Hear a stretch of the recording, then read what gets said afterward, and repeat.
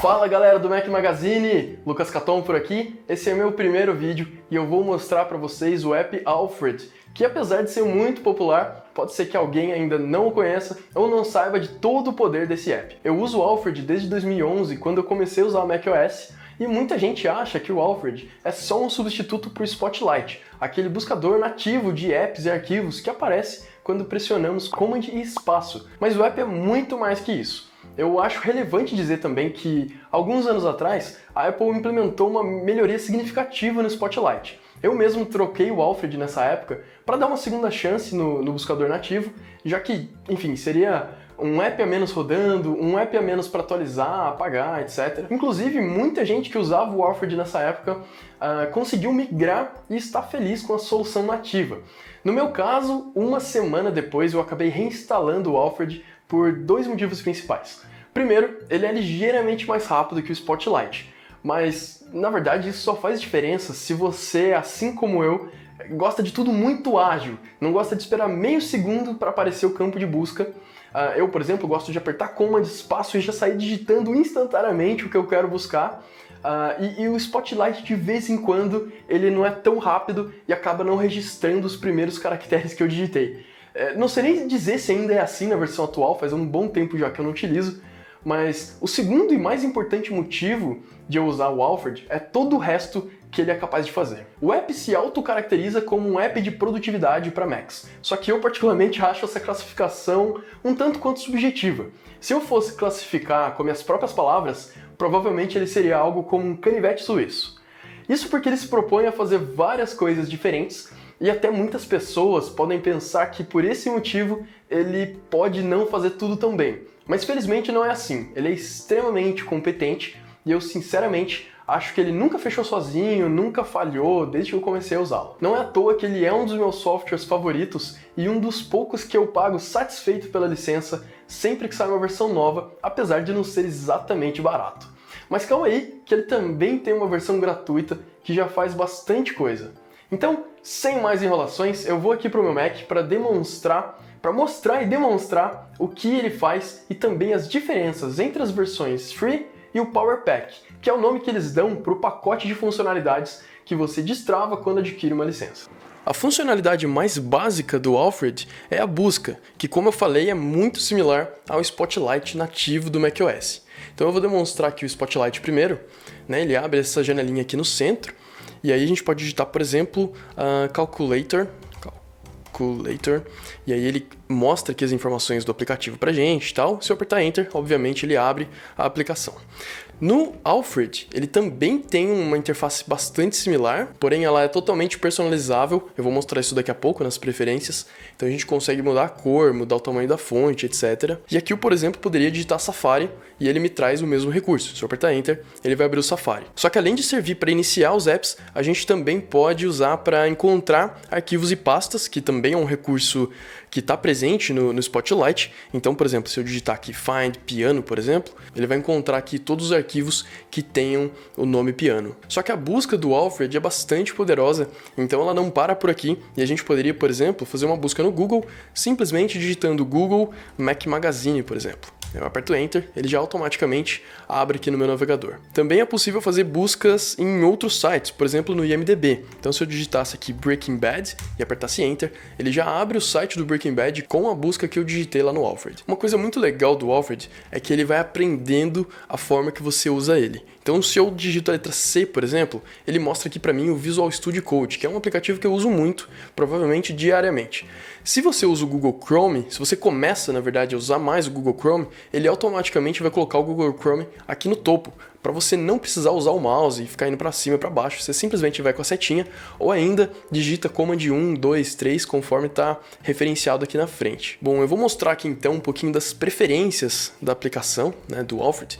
E o interessante é que eu abro as preferências pelo próprio Alfred. Então eu digito Alfred e ele já mostra aqui esse item, e aí eu aperto Enter e ele me mostra aqui as preferências. Então começando aqui na primeira abinha, na abinha geral, essa aqui é a versão 4 do Alfred, a gente tem algumas opções bem simples, por exemplo, para que ele inicie automaticamente no login. Depois aqui nós temos o hotkey, né, o atalho principal. Eu utilizo o Command espaço, que substitui o Command espaço do Spotlight, e para não dar conflito, você pode ir lá nas preferências de sistema, aí você vem aqui em Keyboard, Shortcuts, seleciona o Spotlight, e nessa parte, como você pode ver, o meu checkbox aqui está desmarcado. Então se eu deixar marcado, eles dariam um conflito no atalho, porque seria o mesmo atalho, então eu desmarco e aí tudo funciona perfeitamente. Aqui tem mais umas opções, onde que você está, né? Então dependendo da sua localização, ele pode te trazer resultados diferentes. Permissões, ele precisa de algumas permissões, se assim você desejar, por exemplo, para os seus contatos, ou ainda para fazer algumas automatizações aí no seu sistema.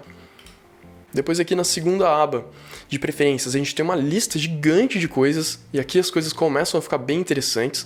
Então a gente tem as preferências dos resultados das buscas, aqui a gente tem esses dois itens essenciais já marcados por padrão, e aí você pode também ir marcando ou desmarcando de acordo com as suas necessidades. Ele tem vários recursos avançados aqui, eu geralmente não fuço muito, não ativo muitas dessas coisas, eu meio que deixo ele funcionar sozinho, e o padrão já me agrada bastante. Aqui tem um modo não inteligente, que ele vai buscar por todos os arquivos, 100% dos seus arquivos. Isso com certeza vai deixar ele bem mais lento, então eu não recomendo fazer isso, mas se for algo que você precise, tem essa opção também.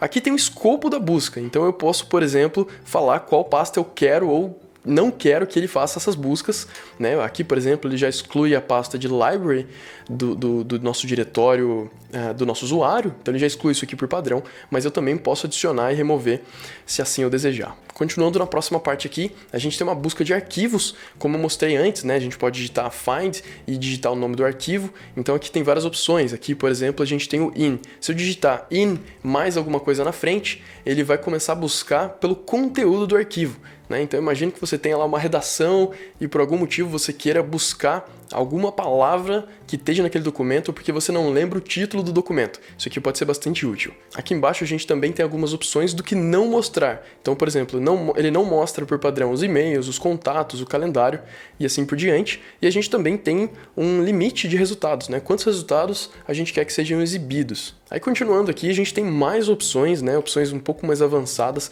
Eu não vou passar em detalhes em cada uma delas, porque como vocês viram, são muitas opções que a gente tem aqui. Então eu vou direto aqui para a terceira opção, que são as ações. As ações são basicamente quando a gente está fazendo uma busca. Então, por exemplo, vou digitar aqui Keynote. Ele vai encontrar o app Keynote, e aí se eu apertar a setinha para frente, na verdade tem outros atalhos aqui se eu quiser, então quando eu apertar a setinha para frente, ele me dá mais opções dessa aplicação em específico. Então, por exemplo, se eu colocar Get Info, ele já me abre naquela janelinha lá do Finder mostrando onde que está o meu arquivo, o tamanho dele, enfim, esse tipo de informação diretamente do Alfred. Aqui nessa segunda aba, a gente vê todas as ações dos arquivos, né? Aquela listinha que a gente viu agora há pouco, eu consigo marcar e desmarcar para personalizar como é que eu quero que fique essa lista. Continuando aqui, busca na web. Agora há pouco eu mostrei o IMDb, a gente também poderia fazer busca na Wiki, no eBay, no Bing, no LinkedIn, no YouTube, enfim, basta que a gente digite, por exemplo, YouTube e digite na frente o que você quer buscar. Se você apertar Enter, ele já vai diretamente pro YouTube. A gente pode inclusive mandar traduzir usando o Google Translate. Então se eu digito Translate e coloco uma palavra aqui na frente, ele já me abre diretamente o Google Translate.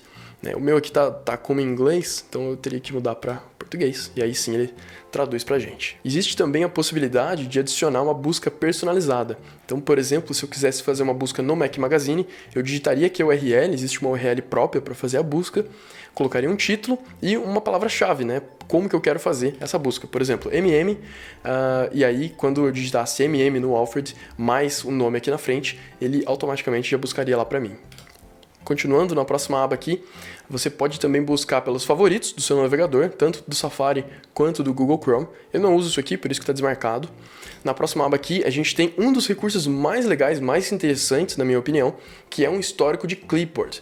Esse recurso especificamente não está disponível na versão gratuita, você precisa ter o Power Pack, como eu falei, né, que é a versão paga, mas eu acho muito vantajoso ter isso justamente para você buscar o histórico de clipboard. Então deixa eu fechar a janela aqui para ficar mais fácil. Você pode definir o atalho que você quiser. No meu caso aqui eu defini o atalho Ctrl Option Command V, que são 3 teclas juntinhas, mais o V, porque daí eu lembro de Command V, que é de colar. Eu aperto essas 3 teclas, mais o V, e ele me mostra uma lista de coisas que estão no meu clipboard, né? Então tudo que eu vier, deixa eu abrir, por exemplo, o navegador, vou copiar aqui a palavra Magazine. né? Quando eu voltar aqui no meu histórico, ele já mostrou lá para mim, Magazine, mostrou em qual aplicação que esse texto foi copiado, né, no caso Google Chrome, e ele mostra aqui embaixo do lado direito, deixa eu fazer assim, ele mostra que tinha uma palavra, 8 caracteres e quando que foi copiado, a data e a hora. E o legal é que você não copia só texto. Então imagina que, por exemplo, eu vou tirar um print aqui, né, um screenshot dessa área aqui. Se você não sabe fazer isso, dá uma olhada no canal do Mac Magazine, que tem um vídeo muito legal lá explicando passo a passo como faz isso. Eu estou usando um atalho aqui que não vai criar um arquivo dessa imagem, ele vai simplesmente jogar para o clipboard. E aí quando eu uso esse atalho para ver o histórico das minhas cópias, né, o histórico do clipboard, ele me mostra aqui a imagem. Então ele está falando que foi no Finder, né, é o padrão da imagem, mostra a resolução da imagem e mostra o tamanho do arquivo. Obviamente que não dá para copiar isso aqui em qualquer lugar, mas se eu usar, por exemplo, um app que recebe imagens, eu poderia, por exemplo, vir aqui na minha lista, selecionar, aperto Enter e ele cola a imagem. E aí eu posso vir e fazer o que eu quiser com essa imagem. Uma outra coisa que ele guarda no histórico são arquivos e pastas. Então, por exemplo, eu vou criar uma pasta aqui chamada Lucas, vou copiar essa pasta inteira, e aí quando eu vou lá no meu histórico, ele me mostra aqui que tinha uma pasta, né? Também dá para fazer isso com arquivos, e aí se você quiser passar arquivos de um lugar para outro, ele guarda nesse histórico. Esse recurso é bem útil também. Bom, vou voltar aqui para as preferências do Alfred. E aqui, olha só que legal, a gente tem nessa abinha de histórico, a gente pode selecionar durante quanto tempo a gente quer manter esse histórico. Como essa primeira parte aqui é só texto puro, eu coloco 3 meses, porque aí eu consigo recuperar um texto que eu copiei, por exemplo, 3 meses atrás. Isso é bem útil e vira e mexe, eu acabo precisando disso. Já aqui nessa parte de imagens, eu deixo 1 mês só, geralmente é suficiente para mim, mas também dá para deixar 3, só que pelo fato de pesar mais eu acabo deixando 1 mês só. E mesma coisa para a lista de arquivos, eu deixo 1 mês só também. Esse aqui é o atalho que eu mencionei anteriormente, né? Ctrl, Option, Command V. É meio esquisito, mas depois que você acostuma é bem simples.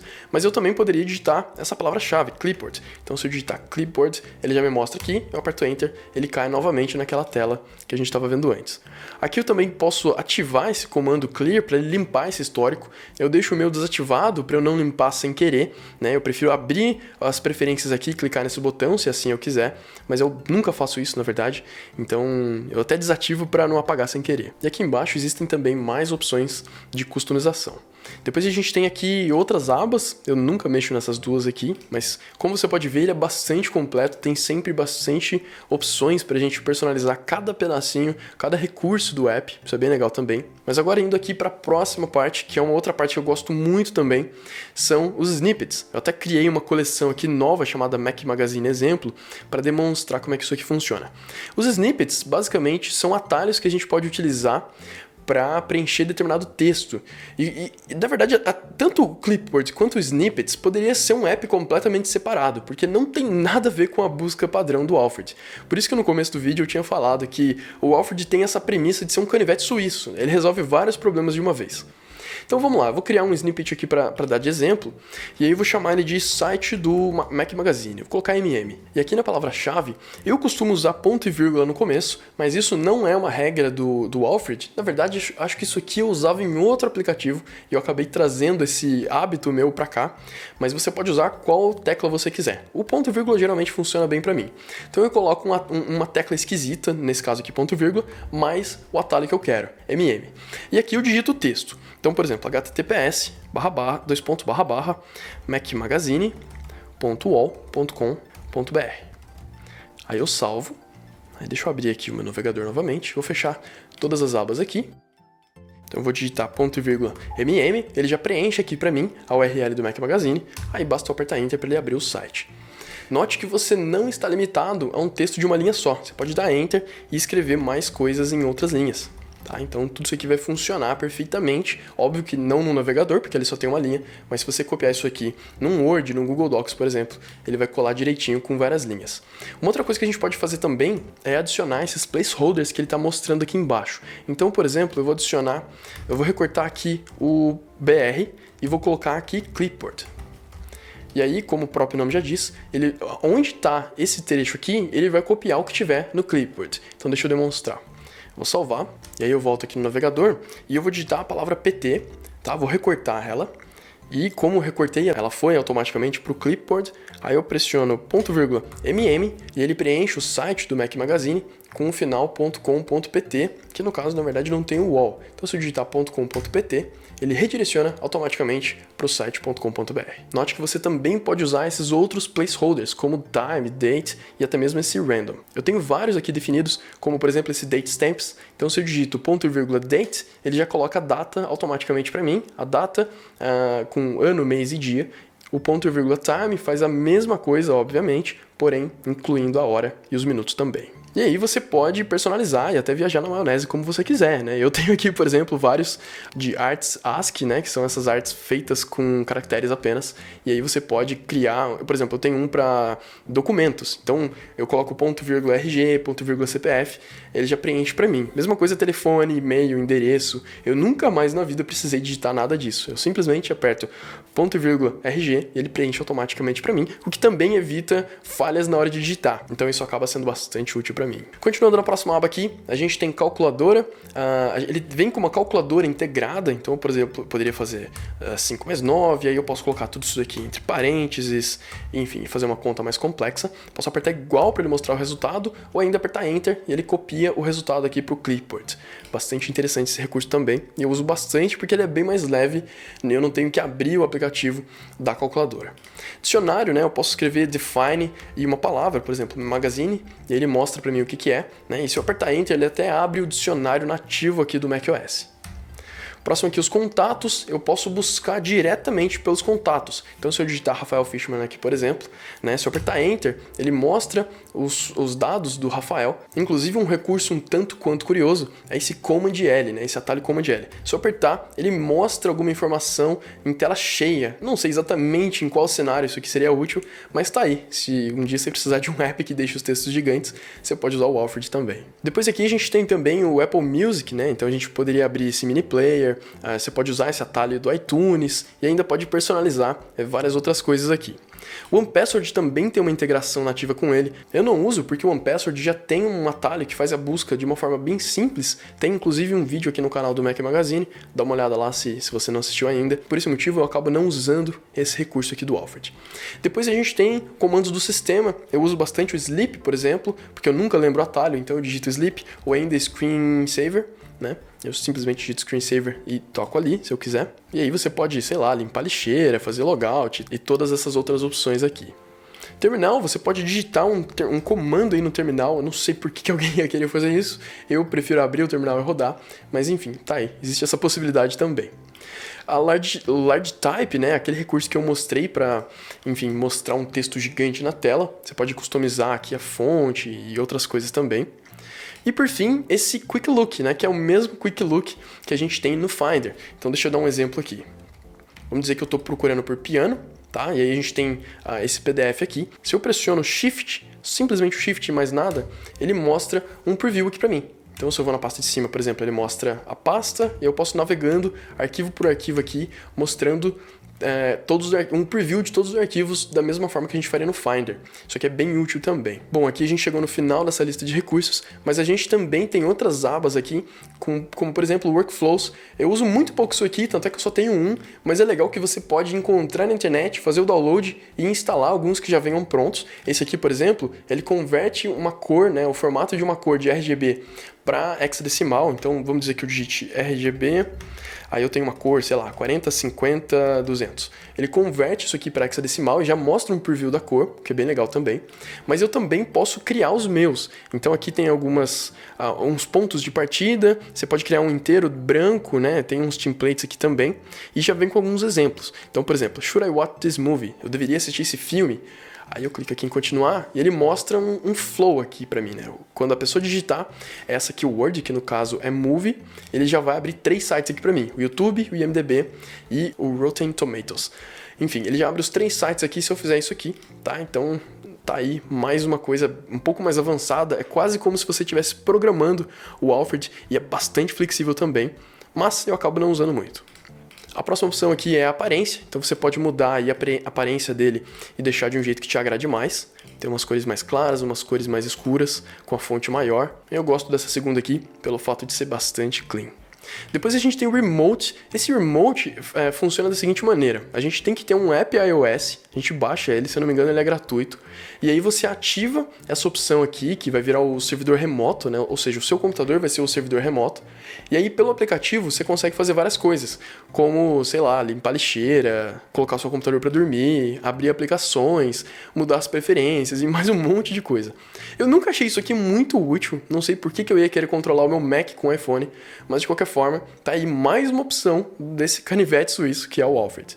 Por fim, a gente tem essa aba de avançados que, enfim, eu não vou entrar em muitos detalhes aqui, mas você pode, por exemplo, limpar o cache da busca, né? Se tiver com algum problema aí sua busca, você pode reconstruir do zero tanto o cache quanto os metadados do macOS. E outra coisa muito legal aqui também é a sincronização das preferências. Isso aqui eu acho muito massa. Como é que funciona? Todas essas opções que eu estava mexendo aqui, elas ficam salvas num arquivo próprio do Alfred, e aí a gente escolhe um diretório que a gente quer salvar. No meu caso, eu salvo aqui no meu diretório do Dropbox, porque aí toda vez que eu mudo alguma coisa, ele automaticamente já fica salvo na nuvem, e aí eu não preciso me preocupar em fazer backup, nada do tipo. Isso é muito útil quando eu formato o computador, por exemplo, ou quando eu estou trocando de computador, eu posso simplesmente instalar o Alfred e mandar ele sincronizar com o arquivo que está nessa pasta, e pronto, tudo já vai funcionar do jeito que sempre funcionou. Para finalizar aqui então, a gente tem esse ícone do Power Pack, que é para mostrar que eu estou com a versão paga. Depois a gente tem um relatório de uso, então ele mostra aqui, né, de 28 dias para trás até agora, as coisas que eu mais usei, quantas vezes eu usei. Então ele está falando aqui que desde novembro de 2018 eu usei o Alfred 49 mil vezes e a média é de 110 vezes por dia. Como você pode ver, eu sou bastante viciado em usar o Alfred. Tem também esse ícone aqui do Twitter para você publicar esse status. Acho que basicamente é essa linha aqui. Se você clicar, ele vai diretamente, você pode publicar diretamente no seu Twitter, se você quiser. O penúltimo ícone aqui é uma seção de ajuda. Cada um desses ícones aqui te levam para o site e ainda está mostrando aqui que todas essas buscas, pelo fato de ser muita coisa, você pode clicar aqui e mudar e, sei lá, fazer uma busca aqui para alguma coisa e ele já vai te mostrando para ficar mais fácil. Por fim, o último ícone é só uma área de atualização. Ele já vem aqui por padrão marcado para fazer as atualizações automaticamente, mas se você prefere fazer essa atualização manualmente, ou ainda se você gosta de ler o changelog,